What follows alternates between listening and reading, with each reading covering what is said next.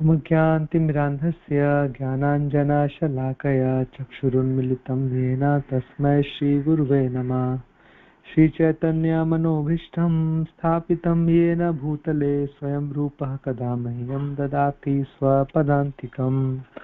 वन्देऽहं श्रीगुरो श्रीयुतपदकमलं श्रीगुरून् वैष्णवांश्च श्रीरूपं साधुजातं सहगणरघुनाथान्वितं तं सजीवं साद्वैतं सावधूतं परिजनसहितं कृष्णचैतन्यदेवं श्रीराधा कृष्णपादान् सहगणललिता श्रीविशाखान्वितांश्च नमो विष्णुपादाय कृष्णपृष्ठाय भूतले श्रीमते भक्तिवेदांत स्वामिनिति नामिने। नमस्ते सारस्वते देवे गौरवाणी प्रचारिणे निर्विशेष शून्यवादी पाश्चात्य देश तारिणे। नमो महावदन्याय कृष्ण प्रेम प्रदायते कृष्णाय कृष्ण चैतन्य नामने गौरत्से नमः। हे कृष्ण करुणा सिंधो दीनबंधो जगत्पते गोपेश गोपिका कांत राधा कांत नमोस्तुते। तप्त कांचन गौरांगी राधे वृंदावनेश्वरी वृषभानुसुते देवी प्रणमामि हरिप्रिये। वाञ्छकल्पतरुभ्यश्च कृपा सिन्धुभ्य एव च पतितानां पावनेभ्यो वैष्णवेभ्यो नमो नमः। जय श्री कृष्ण चैतन्य प्रभु नित्यानंद श्री अद्वैत गदाधर श्रीवासादि गौर भक्त वृंद। हरे कृष्ण कृष्ण कृष्ण हरे हरे हरे राम राम राम हरे हरे। जगत गुरु श्रील प्रभुपाद की जय, गुरु महाराज की जय। हरे कृष्ण। तो हम लोग देख रहे हैं पावर ऑफ प्रेयर्स, प्रार्थना की शक्ति। प्रार्थना हमें क्यों करना चाहिए, प्रार्थना करने से हमें क्या लाभ प्राप्त होते हैं। तो हम लोगों ने कई सारे रीजन देखे, तो आगे उसी सीरीज को कंटिन्यू करते हैं। प्रार्थना करने से हमारी चेतना में, हमारी कॉन्शियसनेस में कृष्ण आते हैं, इसलिए हमें प्रार्थना करना चाहिए। तो हमारा जो इस्कॉन का लक्ष्य है ना, इस्कॉन का लक्ष्य है कि हमारी चेतना में कृष्ण बैठ जाए पूरे तरीके से। नाम ही प्रभुपाद जी ने वो सोच समझ कर रखा, अंतरराष्ट्रीय कृष्ण भावनामृत संघ। कृष्ण की भावना जो करा दे हमें, हमारी चेतना में जो कृष्ण को ठसा दे, बिल्कुल कृष्ण को पूरे अंदर बैठा दे, कृष्ण को पूरे प्रवेश कर जाए अंदर। जो ऐसी कार्य करे, जो ऐसा इंस्टीट्यूशन है जो हमें यह कृष्ण चेतना करने में सहायता प्रदान करे, वह है अंतरराष्ट्रीय कृष्ण भावनामृत संघ, वह है international society for Krishna consciousness. तो हमारा लक्ष्य है, हमारा उद्देश्य है भक्ति करने का, इस्कॉन में आने का, कि हमारी चेतना में, हमारी कॉन्शियसनेस में कृष्ण पूरे समा जाए। ये हमारा लक्ष्य है, ठीक है। हमारे विचारों में कृष्ण चले, सोते जागते उठते बैठते खाते, हर तरीके से हमारे विचारों में कृष्ण कृष्ण कृष्ण कृष्ण कृष्ण कृष्ण कृष्ण ही रहे, और कोई दूसरा विचार हमारे आए ही नहीं। तो ये हमारे जीवनों का, भक्ति जीवनों का हमारे लक्ष्य है। तो हम मंदिर जाते हैं ना, सपोज, तो मंदिर जाते समय भी ना हमारे दो थॉट्स आते हैं। सपोज मंदिर में भी गए तो एक मटेरियल थॉट भी आएगा, स्पिरिचुअल थॉट भी आएगा। मान लीजिए कि मंदिर में कोई बहुत सुंदर लड़का है या बहुत सुंदर लड़की है, तो हम किसी का शादी फिक्सिंग करवाने लगते हैं कि अच्छा ये तो बहुत सुंदर लड़का है और इसकी शादी मेरी बेटी से करा देता हूँ, लाइक दैट। या ये बहुत सुंदर लड़की है, इसका शादी मेरे भाई से हो जाएगा तो बहुत अच्छा रहेगा। मटेरियल थॉट है ये। आप मंदिर गए हैं लेकिन वहां पे भी आप मटेरियल थॉट को लेके आ रहे हैं। या फिर मंदिर में कोई बहुत बड़ा अमीर व्यक्ति आ जाए तो हम सोचते हैं कि अच्छा इस व्यक्ति से अगर मेरा एक बार सोर्स लग गया, मेरा पहुंच लग गया, तो ये मेरे को मेरा जॉब लगवाने में हेल्प कर देगा, अपनी कंपनी में जॉब दे देगा, ये हो जाएगा। तो ये मटेरियल थॉट है। मंदिर में जाने के बाद भी हम हमारे मटेरियल बेनिफिट के बारे में सोच रहे हैं। दूसरा स्पिरिचुअल थॉट भी आता है मंदिर में जाकर, जैसे ओहो आज तो भगवान क्या जम रहे हैं, क्या लग रहे हैं भगवान, क्या सुंदर श्रृंगार हुआ है, वाह वाह वाह वाह। हम भगवान को देखते ही रह जाते हैं लंबे टाइम तक, बहुत आकर्षित हो जाते हैं भगवान को देखकर। तो ये स्पिरिचुअल थॉट है भगवान को देख के। मान लीजिए कि बहुत सुंदर कीर्तन हो रहा है, क्या कीर्तन हो रहा है मंदिर में, आनंद आ गया, आनंद आ गया, या क्या कथा बोली है, वाह वाह वाह वाह। तो स्पिरिचुअल थॉट भी आता है और मेटेरियल थॉट भी आता है। तो हमारा लाइफ पूरा पूरा जीवन दो ही थॉट की आगे पीछे पेंडुलम की तरह घूमता रहता है। कभी स्पिरिचुअल थॉट आएगा, कभी मेटेरियल थॉट आएगा, कभी स्पिरिचुअल थॉट आएगा, कभी मेटेरियल थॉट आएगा। मेटेरियल थॉट ज्यादा आता है, स्पिरिचुअल थॉट्स कम आता है हमें, ठीक है। तो हमारे स्पिरिचुअल थॉट बढ़े, कृष्ण ही थॉट्स में रहे, इसके लिए क्या करना चाहिए, हमें प्रार्थना करना चाहिए कि कृष्ण आप ही थॉट में रहिए, मटेरियल थॉट कम आए या ना आए, मटेरियल थॉट आप ही थॉट में रहिए। तो for this purpose we should pray to Krishna, हमें कृष्ण से प्रार्थना करना चाहिए। तो कृष्ण हमारी सहायता करते हैं और हमारा भौतिक विचार आना बंद हो जाता है और आध्यात्मिक विचार ही आता है। अगला, हम प्रार्थना क्यों करें? प्रार्थना करने से हमारी सेंसेस को हम कृष्ण में इंगेज कर पाएंगे। देखिए, हमारा गोल सेंसेस को कंट्रोल करना नहीं है बाकी योगियों की तरह। बाकी लोग क्या करते हैं, हमारे इंद्रियों को ना जबरदस्ती रोकने का प्रयास करते हैं, ठीक है। जैसे कोई शरारती बच्चा है, शरारती बच्चा को जबरदस्ती बैठा दीजिए, बोलो बच्चे बैठ जाओ शांति से, बच्चा बैठने वाला नहीं है। बच्चा का स्वभाव ही है कि वो शरारत करेगा, कुछ कुछ उससे कार्य चाहिए। जबरदस्ती बच्चे को बैठा नहीं सकते आलसियों की तरह। बच्चा बैठेगा नहीं, वो कुछ और भाग जाएगा, कुछ और जगह कुछ उत्पात मचाएगा। तो अगर माँ बुद्धिमान है तो माँ बच्चे को शांति से बैठने को नहीं बोलेगी, माँ बच्चे को एंगेज कर देगी, किसी प्रोडक्टिव वर्क में, किसी अच्छे कार्य में लगा देगी, तो माँ बुद्धिमान है, ठीक है। उसी तरह हमारा जो फिलॉसफी है वो जबरदस्ती इंद्रियों को, मन को कंट्रोल करना या जबरदस्ती बस बैठा देना कि ठीक है हम कुछ भी कार्य नहीं करेंगे इंद्रियों से, मन से, ऐसा हो ही नहीं सकता है। इन हमारी सेंसेस, हमारी माइंड एक सेकंड के लिए भी शांति से नहीं बैठ सकती, उसे कुछ न कुछ कार्य जरूर करना होगा, ठीक है। और अगर हम शांति से बैठा भी दिए ना जबरदस्ती कि नहीं हम कोई कार्य नहीं करेंगे, शांति से रोक दो, सारे इंद्रियों के, सारे मनों के कार्यों को रोक दीजिए, तो क्या होगा, ये हवॉक मचा देगा, उत्पात मचा देगा ये। Empty mind is devils workshop, खाली दिमाग शैतान का घर। खाली दिमाग जो होता है ना वो शैतान का घर होता है। तो रिस्की है ना, जबरदस्ती हम उसको बैठा नहीं सकते शांति से, क्या बैठ जाओ कुछ कार्य नहीं करना है, ऐसा नहीं कर सकते।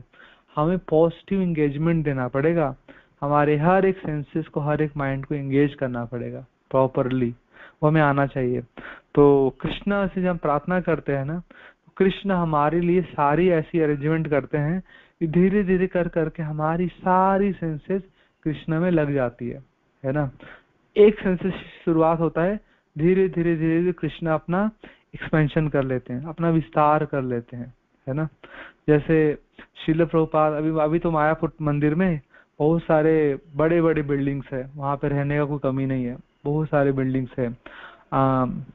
चक्र भवन है, लोटस भवन है, गदा भवन है और ईशोद्यान है, बहुत सारी बिल्डिंग है बड़े बड़े, ठीक है, हाई क्वालिटी के। लेकिन जिस समय मायापुर मंदिर बन रहा था उस समय वहां पे एक ही बिल्डिंग तैयार हो रहा था वहां पे, ठीक है, लोटस बिल्डिंग। तो उसको बोलते थे बड़ा बिल्डिंग भी बोलते थे, बिग बिल्डिंग, क्योंकि वहां पे कई सारे प्रोफाइल फ्लोर बनवा रहे थे। तो उस समय भक्त लोग आ रहे थे पूरी दुनिया से, बट फिर भी भक्त लोग कम नंबर में थे, बहुत ज्यादा नंबर में नहीं थे। तो प्रभुपाद जी ने एक बार भक्तों से पूछा, आपको यहाँ पे रहने में कोई तकलीफ तो नहीं आ रही है? तो भक्त लोगों ने बोला, अरे प्रभुपाद कोई तकलीफ नहीं है, बहुत सारा जगह है, इतना बिल्डिंग इतना बड़ा है कि बिल्डिंग खाली ही रहता है, हम लोग कम कम ही है। तो प्रभुपाद जी ने बोला कि डोंट वरी, बिल्डिंग को और बड़ा बनाओ, एक दिन ये बिल्डिंग पूरा भर जाएगा, रहने की कमी आएगी। तो आज वो सच में हो रहा है। मायापुर में इतने भक्त भरे रहते, इतने भक्त भरे रहते, इतना इतने सारे बिल्डिंग्स है, इतने सारे भक्त भी भरे रहते हैं, रहने की कमी आने लगती है ना, कभी कभी पूरा भर जाता है। तो प्रभुपाद जी बोले, where is Krishna there is expansion. जहाँ कृष्ण है ना वहाँ विस्तार है, कृष्ण अपना विस्तार कर लेंगे, विस्तार कर लेंगे। जहाँ पे कृष्ण आ गए ना, कृष्ण एक जगह तो टिक ही नहीं सकते हैं। जैसे मत्स्य अवतार में भगवान ने विस्तार किया ना अपना, मत्स्य अवतार एक छोटा सा मछली, भगवान ने छोटे से मछली के रूप में राजा को अप्रोच किया, राजा मुझे बचाओ, राजा मुझे बचाओ। राजा ने बचाया, राजा ने छोटे मछली को अपने उंगली में, अपने अंजुल में पानी में रखा और उसके बाद राजा ने एक छोटे से पात्र में रख दिया। मछली बड़ी हो गई तुरंत। मछली बोलती है, राजा मैं पात्र में डूब रही हूँ, मैं पात्र में मर जाऊंगी, मैं बड़ी हो गई हूँ, मुझे और बड़ा पात्र चाहिए। राजा ने और बड़ा पात्र रख दिया। मछली तुरंत बड़ी हो गई। बोलती है, राजा मैं इसमें भी बड़ी हो गई, अभी मुझे और बड़ा पात्र चाहिए, मैं डूब रही हूँ। राजा ने और बड़ा पात्र रखा। फिर और बड़ी हो गई तो राजा ने अपने गार्डन के स्विमिंग पूल में मछली को डाल दिया। स्विमिंग पूल की जैसे बड़ी होगी मछली। फिर राजा को बोलती है, राजा मुझे मुझे ना मेरा सांस फूल रहा है, मेरा दम घुट जाएगा, मुझे और बड़ी जगह दो। राजा ने मछली को तालाब में रखा, तालाब जैसी बड़ी हो गई। फिर राजा को बोलती है, मुझे और बड़ा जगह चाहिए। राजा मतलब क्या करूं? बोले, जहां से लाया वहीं छोड़ दो। तो नदी कितनी बड़ी हो गई। फिर राजा को बोला कि अभी मुझे समुद्र में छोड़ दो। समुद्र में राजा बोले, इतनी जल्दी जल्दी मछली बढ़ कैसे रही? कौन है ये मछली? साधारण मछली तो नहीं है ये। तो भगवान फिर दर्शन देते हैं कि मैं ही हूँ मछली। ठीक है, भगवान मत्स्य अवतार ग्रहण करते हैं। तो भगवान कृष्ण जहाँ हैं वहां पे एक्सपेंशन करते हैं भगवान। तो एक सेंसेस हमारी कैसे भी करके कृष्ण में लग जाए तो कृष्ण तुरंत एक्सपेंशन कर लेंगे। धीरे धीरे धीरे हम देखेंगे ना, आने वाले कुछ महीने कुछ सालों में हमारे हर एक सेंसेस में कृष्ण ही कृष्ण, कृष्ण ही कृष्ण रहेंगे।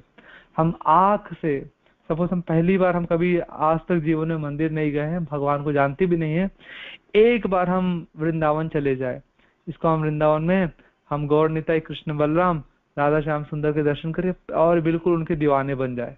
आंखों से देख के बिल्कुल हमारे भगवान के हम प्रेमी बन जाए। आंख से शुरुआत हुआ, देन धीरे धीरे हम कीर्तन भी सुनेंगे, कान का भी इंगेजमेंट हो गया। धीरे धीरे हम कीर्तन गाने लगेंगे, हमारे मुख का प्रसाद खाने लगेंगे, हमारे मुख का एंगेजमेंट हो गया। हम भगवान के चरणों में अर्पित किया हुआ तुलसी पत्ता और पुष्पों का सुगंध लेंगे, नाक एंगेजमेंट हो गया। हम धीरे धीरे चैंटिंग करना शुरू करेंगे, हमारे हाथों का, हमारे कानों का एंगेजमेंट हो गया। धीरे धीरे हम भगवत गीता भागवत पढ़ना शुरू करेंगे, हमारी आंखों का एंगेजमेंट हो गया। फिर हम बार बार वृंदावन जाना चाहेंगे, हम बार बार की ठीक है हमें दर्शन करना है भगवान के। पाँव का एंगेजमेंट हो गया। ऐसे करके देखेंगे ना, धीरे धीरे धीरे धीरे हमारी हर एक सेंसेस, हर एक माइंड कृष्णा में लग जाएगा। तो ये बुद्धिमानी है। हमें सेंसेस को आर्टिफिशियली कंट्रोल नहीं करना, हमें सेंसेस को इंगेज करना है ना। तो जब हम प्रार्थना करते हैं तो हमारी सेंसेस भगवान श्री कृष्ण में इंगेज हो जाती है। तो we should pray to Krishna, हमें भगवान से प्रार्थना करना चाहिए हमारी सेंसेस को इंगेज करने के लिए। देन अगला पॉइंट है कि हम क्यों प्रार्थना करें।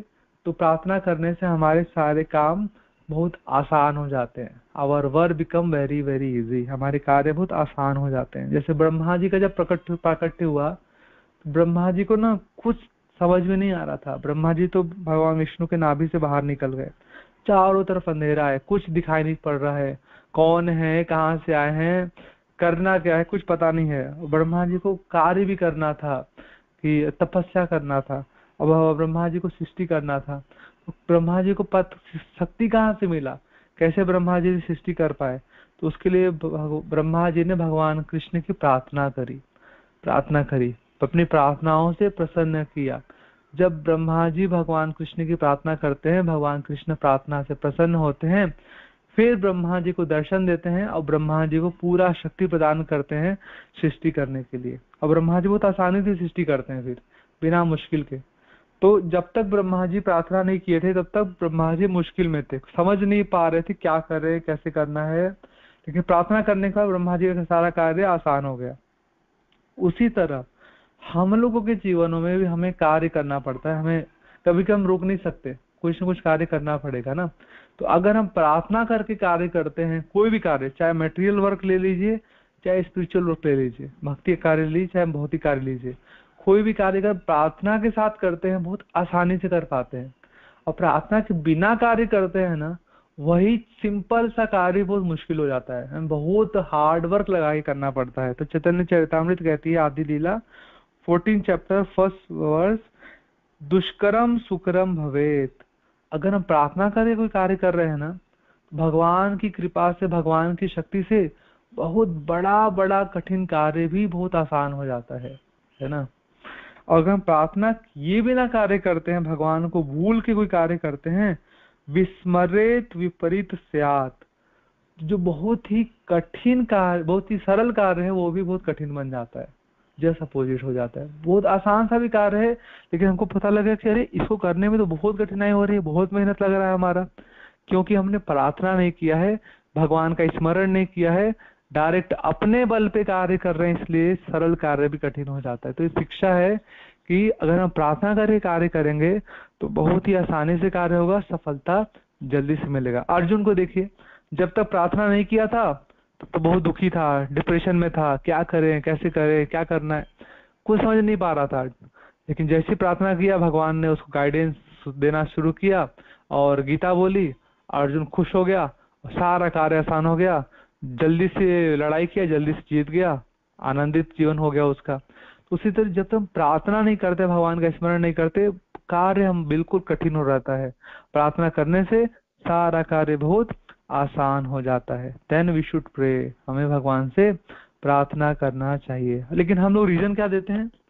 रीजन ये देते हैं, अरे हमारे पास टाइम नहीं है ना, सब प्रार्थना करने का समय नहीं है। सब लोग बोलते हैं हम बहुत बिजी हैं, बहुत बिजी हैं, प्रार्थना करने का समय नहीं है, समय नहीं है, बिजी है, बिजी है, बिजी है। ठीक है, बिल्कुल वैलिड रीजन है कि सच में इस समय कलयुग में हम सब बहुत बिजी हैं। कुछ भी सुबह से लेकर रात तक में सच में इतना हाई लेवल का बिगड़ा हुआ शेड्यूल है ना कि हमारे पास सच में समय नहीं है। बात गलत नहीं है, सच में समय नहीं है, लेकिन समय निकलेगा कैसे? समय निकलेगा कैसे? समय तो पूरी जिंदगी भर नहीं रहेगा। बच्चे लोग अपने पढ़ाई करने में बिजी होते हैं 25 साल तक, देन जॉब में बिजी होते हैं, और फैमिली लाइफ में बीवी बच्चों में बिजी हो जाते हैं, देन बुढ़ापा आता है, रिटायरमेंट, तो शरीर की शक्तियां काम नहीं करती, उसमें शरीर की बीमारियों में बिजी हो जाते हैं। तो देखा जाए तो पूरे जीवन में कभी समय नहीं निकाल पाते हम, और हमेशा एक ही लाइन देते हैं, हम बिजी हैं, हम बिजी हैं, और सच में बिजी रहते हैं पूरा जीवन भर। तो समय निकालेंगे कब हम, और समय निकलेगा कैसे जीवन भर प्रार्थना करने के लिए? What is a technique? Technique क्या है? टेक्निक यही है कि जब हम भगवान से प्रार्थना करते हैं ना, तो जो काम 10 घंटे में होने वाला होता है हमारा, वो काम 5 घंटे में हो जाता है। 5 घंटे का समय हमारा बच जाता है, और वो 5 घंटे में हम मन लगा के भक्ति कर सकते हैं। लेकिन हम प्रार्थना करें तब ना ऐसा हो। प्रार्थना तुम करते नहीं, प्रार्थना करने के लिए थोड़ा समय निकालते नहीं, तो हमारा समय क्यों बचेगा? अगर हमें टाइम मैनेजमेंट भी करना है, टाइम भी बचाना है, तो हमें भगवान से प्रार्थना करना चाहिए। बहुत सुंदर स्टोरी है इसके बारे में। एक बार ना एक लकड़हारा था, और वो जंगल में लकड़ी काटता था। तो कई समय से लकड़ी काट रहा था, तो लकड़ी काटते काटते उसका जो कुल्हाड़ी था, उसका धार जो होता है वो कम हो गया था, घिस गया था कुल्हाड़ी, तो कम हो गया था धार। तो जो लकड़ी वो एक बार में 100 लकड़ियां काटता था कुछ घंटों में, उतनी ही देर में वो बाद में भी कोई 50 लकड़ियां काट पा रहा है। और उसका जो उसको मजदूरी मिल रहा है, मजदूरी आधा हो गया है। तो एक बार वो जंगल में लकड़ियां काट रहा था, और एक साधु व्यक्ति आता है। साधु उसको बोलता है कि तुम बहुत परेशान लग रहे हो, थक रहे हो, और बहुत ही परिश्रम कर रहे हो, एक तुम्हारा कार्य आसान करने का रास्ता बताऊं? तो वो गुस्सा हो जाता है, तुमसे क्या मतलब, तुम अपना कार्य करो ना, मुझे डिस्टर्ब क्यों करते हो, जाओ यहाँ से। वो साधु भी चिल्लाता है, साधु बोलता है, अरे नहीं नहीं, मैं तो तुम्हारी सहायता कर रहा हूँ, तुम देखो इतना मेहनत कर रहे हो ना, तुम में से एक कार्य कर लो, तुम में से अपनी जो कुल्हाड़ी है ना, इसको तुम थोड़ा धार लगा लो, थोड़ा घिस लो, अपनी कुल्हाड़ी को शार्प कर लो, तेज कर लो, तो तुम ना डबल लकड़ियां काट पाओगे इतने ही समय में। तो बोलता है, देखो साधु, मेरा दिमाग मत खराब करो, भागो यहाँ से। साधु की बात नहीं सुनता। साधु क्या, उसको तो बताना था, बता के चला गया, अब जबरदस्ती थोड़ी कर सकता है। और वो अपना सेम वे में अपनी कुल्हाड़ी का धार तेज किया नहीं, और अपना वैसी लकड़ी काटता रहा, समय लगाता रहा। तो हम लोग का भी ना ऐसा ही हाल है, उस मूर्ख लकड़हारे की तरह है। हमारे पास भी भक्त आते हैं, बोलते हैं देखो थोड़ा सा ना भगवान के लिए समय निकालो, थोड़ा सा प्रार्थना कर लो। लेकिन हम बोलते हैं, ए भक्त, क्या आप लोग बोलते रहते हो, मेरा टाइम टाइम कहाँ है मेरे पास, और मुझे ज्यादा लेक्चर देने का प्रयास मत करो, मुझे पता है मुझे क्या करना है, तुम जाओ मेरे पास से, मेरा टाइम बर्बाद मत करो, मेरा टाइम बहुत कीमती है। और हम लोग ऐसे भक्तों को ना भगा देते हैं हमारे जीवनों से। भक्त बार बार पीछे पड़े रहते हैं, प्लीज प्लीज माला करो, प्लीज प्लीज, प्लीज चैंट, थोड़ा सा भगवान भागवत पढ़ो, प्लीज भागवत पढ़ो, प्लीज चैतन्य चरितामृत पढ़ो, प्लीज भगवत गीता पढ़ो, प्लीज भगवान की थोड़ी सी कथा सुना करो डेली। इतना भक्त पीछे पड़े रहते हैं, लेकिन हम लोगों को समझ में नहीं आता। हम लोग को कितना भी भक्त जोर लगाए, लेकिन हम लोग वही करेंगे जो हम लोगों को ठीक लगता है, इसीलिए टाइम भी नहीं निकल पाता। अगर वो मूर्ख लकड़हारा 15 मिनट तक अपना कुल्हाड़ी घीस लेता तो कितना काम आसान हो जाता। वो जस्ट उतने ही समय में डबल लकड़ियां काटता और डबल प्रॉफिट गेन करता, है ना। लेकिन उसको बुद्धि तो है नहीं, वो तो सुनेगा करेगा वही जो उसको अच्छा लगता है। साधु का तो कोई वैल्यू ही नहीं है। तो वैसे यही गलती हम लोग भी करते हैं, भक्त कितना भी बोले लेकिन हम उसको महत्व नहीं देते, इसलिए हम पूरा जीवन भर बिजी रहते हैं, busy busy busy busy busy रहते रहते लास्ट में मर जाते हैं, है ना। ये हमारा भी हाल होता है। तो इसके लिए हम लोगों को प्रार्थना करना चाहिए। प्रार्थना करेंगे तब जो हमारा काम दोगुने समय में हो रहा है वही हमारा आधे टाइम पे हो जाएगा, आधा टाइम हमारा बच जाएगा, उसमें हम अच्छे से भक्ति कर पाएंगे और हम भक्ति में आगे बढ़ेंगे। कृष्ण की तरफ से एक कदम बढ़ाना है, कृष्ण हमारे तरफ 10,000 कदम बढ़ा के आते हैं, है ना। तो ये प्रार्थना करने का शक्ति है। ऐसे बहुत सारे रीजन्स है, तो मैंने काफी सारे रीजन देखे हमारे पिछले 5-6 क्लासों में। तो अब हम देखेंगे प्रार्थना कैसे करना चाहिए। अब तक हमने बहुत सारे रीजन देखा, प्रार्थना क्यों करें, what are the importance of prayers, प्रार्थना करने का महत्व क्या है, ठीक है। अब हम देखेंगे प्रार्थना कैसे करना चाहिए, कैसे प्रार्थना करें, कैसे मेथड क्या है, टेक्निक क्या है प्रार्थना करने का, कैसे। तो तीन चीजों से प्रार्थना करना चाहिए। जैसे BMW कार होती है ना, BMW, या आप BMW याद कर लीजिए, B for body, M for mind, W for words. हमें हमारे बॉडी से, हमारे माइंड से, हमारे वर्ड से भगवान की प्रार्थना करना चाहिए। तो सबसे पहले डिस्कशन करेंगे मन से प्रार्थना। मन से कैसे प्रार्थना करें। मन से हम जो भी सेवा भगवान को देते हैं ना, भगवान स्वीकार करते हैं। भगवत गीता में भगवान श्री कृष्ण कहते हैं मन मना भव मद भक्तो मद्याजीवाम नमस्कुरु। मन मना, पहला तो भगवान मन ही डिमांड कर रहे हैं, अपना मन को मुझ में लगा दो, मन देना है हमें भगवान को सबसे पहले। तो ऐसे बहुत सारे पास टाइम है कि भगवान मन के द्वारा किया गया सेवाओं को भी बहुत अच्छे तरीके से स्वीकार करते हैं। तो चैतन्य चरितामृत में कथा आती है नरसिम्हानंद ब्रह्मचारी का, बहुत बड़े चैतन्य महाप्रभु के भक्त हुए। ये भक्त क्या करते थे, चैतन्य महाप्रभु जब वृंदावन जा रहे थे तो चैतन्य महाप्रभु के लिए रास्ता बना रहे थे। चैतन्य महाप्रभु के लिए बहुत ही सुंदर रत्नों का रास्ता बनाया, रत्नों का, मड़ियों का सुंदर सा रास्ता बनाया, काफी विशाल रास्ता बनाया। साइड साइड में बैठने के लिए चबूतरे बनाए और दोनों तरफ रास्तों के बड़े बड़े वृक्ष लगा दिए कि चैतन्य महाप्रभु जब चलेंगे वृंदावन जाएंगे तो छांव रहेगा, चैतन्य महाप्रभु को धूप नहीं लगेगा। सुंदर सुंदर फल भी लगा दिए, फल वाले वृक्ष लगा दिए, चैतन्य महाप्रभु को जब भूख लगेगा चैतन्य महाप्रभु फल तोड़ के खा लेंगे। सुंदर सुंदर फूलों के वृक्ष लगा दिए, चैतन्य महाप्रभु रास्ते में चलेंगे सुंदर सुगंध आएगा, चैतन्य महाप्रभु को अच्छा लगेगा। पूरे रास्ते में उस चैतन्य महाप्रभु के लिए फूलों की पंखुड़ियां बिछा दी, गुलाब की और बेला की, बहुत सारी सुंदर सुंदर पंखुड़ियां बिछा दी। चैतन्य महाप्रभु को चले तो चैतन्य महाप्रभु को ये भूमि कठोर न लगे, ऐसे करके काफी लंबे समय तक रास्ता बनाया। और चैतन्य महाप्रभु जब जा रहे थे तो सच में वो रास्ता बन रहा था, रास्ता चैतन्य महाप्रभु आगे बढ़े चले जा रहे थे। तो चैतन्य महाप्रभु ने उनकी ऐसे मन की सेवा स्वीकार करी। ऐसे भगवान की कोई भी सेवा कर सकते हैं, ठीक है। एक और स्टोरी आती है, रूप गोस्वामी भक्ति रसामृत सिंधु में वर्णन करते हैं। एक बार एक ब्राह्मण था, बहुत गरीब था, वो गोदावरी नदी के तट पर बैठ के भगवान की मानसी सेवा किया करता था, भगवान को मन से खीर भोग लगाता था। तो एक बार ऐसी उसने खीर बनाई और खीर बना के भगवान को भोग लगाने के लिए रखा ही। उसने सोचा कि लग रहा है मुझे खीर गर्म है, थोड़ा देख लेता हूँ कि भगवान का अगर गरम गरम खीर खा लेंगे तो मुख जल जाएगा। जैसे उसने खीर को देखने के लिए उंगली डाली, तुरंत उसका उंगली जल गया और उसकी समाधि टूट गई। अब भगवान नारायण ऊपर बैठ बैठ के हंस रहे हैं वैकुंठ में।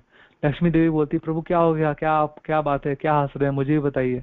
भगवान बोलते देखो मेरा भक्त है, कितने वर्षों से मन से मुझे खीर भोग लगाता है, मन से मेरी सेवा कर रहा है, तो ये देख देख के मुझे बहुत अच्छा लग रहा है। तो लक्ष्मी देवी बोलती तो उसको बुला लीजिए यहीं पर, हमारे साथ ही रहेगा, यहीं सेवा करेगा। तुरंत भगवान नारायण विष्णु उसके लिए सुंदर वैकुंठ का विमान भेजते हैं और वो भक्त वैकुंठ में प्रवेश कर जाता है। तो मन से सेवा किया था केवल, तो मन की सेवा का इतना महत्व होता है। तो मन से हम कोई भी सेवा कर सकते हैं। मन से हम वृंदावन गए, हमारे कृष्ण बलराम मंदिर में, हमने वहां पे गौर निताई कृष्ण बलराम राधा श्याम सुंदर के सामने वहां पे हमने जप किया बैठ के, मन से भगवान को प्रणाम किया, मन से भगवान के हमने दर्शन किए, मन से हमने भगवान के वहां पे सुंदर राधा श्याम सुंदर के सामने तमाल का वृक्ष है, सुंदर चबूतरा है, चबूतरे के नीचे हम बैठ गए, चबूतरे के नीचे राधा श्याम सुंदर को देख देख के हमने जप कर रहे हैं। मन से हमारी माला पूरी हो गई। मन से हमने परिक्रमा कर रहे हैं, पूरी हमने 4-5 परिक्रमा लगा ली, गौर निताई कृष्ण बलराम राधा श्याम सुंदर की परिक्रमा लगा ली। मन से हम प्रभुपाद समाधि में चले गए, प्रभुपाद समाधि में प्रभुपाद जी को प्रणाम किया, प्रभुपाद जी की समाधि में बैठ के जप किया, प्रभुपाद जी की परिक्रमा लगा ली। मन से हम तुलसी का जो हमारा वहाँ तुलसी होम है इस्कॉन वृंदावन में, वहां चले गए, तुलसी होम को, तुलसी महारानी को प्रणाम किया, वहां परिक्रमा लगा ली। मन से हम राधा कुंड श्याम कुंड में चले गए, राधा कुंड श्याम कुंड में स्नान किया, वहां पे राधा कुंड किनारे बैठ के जप किया, राधा कुंड श्याम कुंड की परिक्रमा लगा ली। मन से हम गोवर्धन चले गए, गोवर्धन को प्रणाम किया, गिरिराज को, गिरिराज की परिक्रमा लगा ली माला करते करते। ठीक है, तो इस प्रकार से मन बहुत शक्तिशाली है। मन से हम कहीं भी जा सकते हैं, एनीवेयर। मन से हम खूब सारे आइटम 56 भोगा हमने भगवान को, कृष्ण बलराम गौर निताई राधा श्याम सुंदर को मन से हमने 56 भोग ऑफरिंग किया। ठीक है, मन से हमने पूरा इस्कॉन वृंदावन पूरा फूलों की पंखुड़, गुलाबों की पंखुड़ियों से भर दिया, सुंदर है ना। तो मन से हम तो कुछ भी सेवा कर सकते हैं, 1 भी रुपया भी नहीं लगने वाला, और हमारी हाई लेवल की सेवा हो गई, भगवान ने उसको एक्सेप्ट भी कर लिया। ठीक है, तो मन से सेवा करना आना चाहिए। मन से सेवा बहुत शक्तिशाली सेवा है ना। तो मन से प्रार्थना, मतलब मन से किया गया प्रार्थना, मन से किया गया हर एक सेवा को भगवान स्वीकार करते हैं। मन ये आ गया ना, हम भक्ति में बहुत तीव्रता से आगे बढ़ते हैं, है ना। इसको बोल मन से किया गया भक्ति कहलाता है रागानुगा भक्ति, जो हमारे भक्ति जीवन का लक्ष्य है। हमें यांत्रिक भक्ति, मैकेनिकल भक्ति नहीं करना, जो बाहरी तरीके से हम भक्ति कर रहे हैं, मन हमारा लगा ही नहीं है। ठीक है, बाहरी तरीके से भक्ति करना भी बहुत अच्छा है, बट परफेक्शन है कि हमारी बाहरी सेंसेस भी हमारी भक्ति में लगे, प्लस हमारी जो मन भी है वो भी भक्ति में लग जाए। तो हमें दोनों भक्ति करना है, हमें रागानुगा भक्ति भी करना है, और हमें बाहरी इंद्रियों को लगा के भी भक्ति करना है। साधना भक्ति, रागानुगा भक्ति दोनों साथ साथ चलना चाहिए, ऐसा हमारे रूप गोस्वामी प्रभुपाद कहते हैं, है ना। इंद्रियों से हम साधना भक्ति करेंगे और मन से हम रागानुगा भक्ति करेंगे, तो दोनों साथ साथ चलना चाहिए। ठीक है, अगला हम प्रार्थना करते हैं, प्रार्थना वचन से करेंगे, प्रार्थना बाय वर्ड्स, वचन से करेंगे। ठीक है, सबसे अच्छी बात क्या है हमारे भक्ति जीवन में, भगवान को ना सारी लैंग्वेज आती है। Krishna knows all language, Krishna को संस्कृत आती है, हिंदी आती है, इंग्लिश आती है, Odia, Tamil, Bengali, Japanese, Chinese, Russian, सब लैंग्वेज कृष्ण को आता है। अब जो भी लैंग्वेज हमें आता है ना, हम गुजराती है, बंगाली है, जो भी है, तमिल है, कन्नड़ है, उड़िया है, जो भी हमारा लैंग्वेज है ना, उस लैंग्वेज में हम कृष्ण को प्रार्थना कर सकते हैं। प्रार्थना मतलब मैंने फर्स्ट क्लास में बताए थे, प्रार्थना मतलब बातचीत, भगवान से किया जाने वाला बातचीत, जो हम नॉर्मल बातचीत कर रहे हैं वैसे भगवान से बातचीत करेंगे, सिंपल, वही प्रार्थना है हमारी। ठीक है, तो जो भी हमारी लैंग्वेज है उस लैंग्वेज में बातचीत कर सकते हैं, कृष्णा उस लैंग्वेज को समझते हैं। ठीक है, अब कौन कौन लोगों ने प्रार्थना किया है, बहुत सारे पूरा भागवतम प्रार्थनाओं से भरा पड़ा है। कैंटो 1 अर्जुन भगवान की स्तुति करते हैं, कैंटो 1 में कुंती मैया भी स्तुति करती हैं, कुंती स्तुति बहुत फेमस है, कुंती महारानी की स्तुति। कैंटो 1 में भीष्म पितामह भी भगवान की स्तुति करते हैं, तो भीष्म स्तुति, मतलब कैंटो 1 की बहुत फेमस स्तुतियां हैं। अर्जुन की स्तुति है, भीष्म पितामह की स्तुति है, कुंती महारानी की स्तुति, वेरी फेमस स्तुति। कैंटो 2 चतुश्लोकी भागवतम कहा गया है।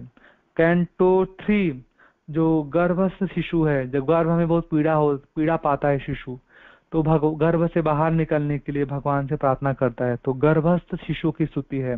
कैंटो 4 ध्रुव महाराज की और प्रचेतास की स्तुति है। कैंटो 5 ऋषभ देव की इंस्ट्रक्शंस है। कैंटो 6 वृत्तासुर स्तुति करता है भगवान की। कैंटो 7 प्रहलाद महाराज स्तुति कर रहे हैं। कैंटो 8 गजेंद्र जो हाथी है, जब वो संकट में पड़ जाता है तो भगवान की स्तुति करता है। कैंटो 10 वेरी फेमस, कैंटो 10 तो भगवान का मुख है, 10वां स्कंद भागवत का। 10वां स्कंद तो प्रार्थनाओं से ही भरा पड़ा है। गोपी गीत, जो गोपियां कृष्ण भगवान के विरह में गोपी गीत गाती हैं, तो सुंदर स्तुतियां हैं गोपियों की, बहुत सुंदर प्रार्थना है ये।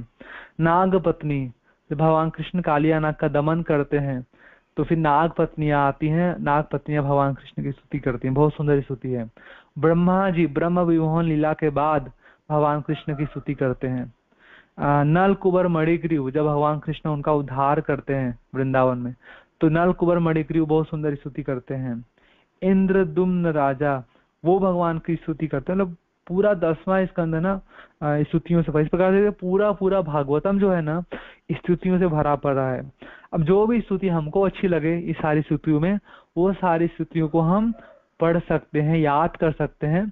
याद ना भी करें तो हम भगवान के सामने उसी स्तुतियों को भागवत खोल के बोल सकते हैं, भगवान को बहुत अच्छा लगेगा। क्योंकि सारे जो भक्त हैं ना, गोपियां, ब्रह्मा, इंद्र, वृत्तासुर, ध्रुव महाराज, प्रहलाद महाराज, विष्णु पितामह, कुंती महारानी, ये सारे भक्त भगवान को बहुत प्रिय है। इनकी स्तुतियों को जब हम दोहराते हैं ना भागवत से, या तो याद कर ले तो बहुत अच्छा है, थोड़ा मेहनत लगाए भक्ति में। अभी हम जवान है, इतना बूढ़े नहीं हुए, अभी हम याद कर सकते हैं। अगर इस स्तुति को याद कर लें बहुत अच्छी बात है, याद करके हम कहीं भी रिसाइट कर सकते हैं। याद ना कर पाए कम से कम भागवत खोल के इन स्तुतियों को भगवान के सामने पढ़ना चाहिए, भगवान को बहुत अच्छा लगता है। और सबसे बड़ा जो स्तुति है ना, जो हम लोग हमेशा कर सकते हैं, एनी टाइम एवरी टाइम, हर जगह हर समय, वो है हमारा हरे कृष्ण महामंत्र। हरे कृष्ण कृष्ण कृष्ण हरे हरे, हरे राम राम राम हरे हरे। ये सबसे बड़ा स्तुति है, सबसे बड़ा प्रार्थना ही है, सबसे बड़ा प्रार्थना। ये तो कोई भी कर सकता है और कहीं भी कर सकता है, ठीक है। सबसे बड़ा प्रार्थना ही है हरे कृष्ण महामंत्र। हरे कृष्ण महामंत्र में हम श्रीमती राधा रानी को प्रार्थना करते हैं।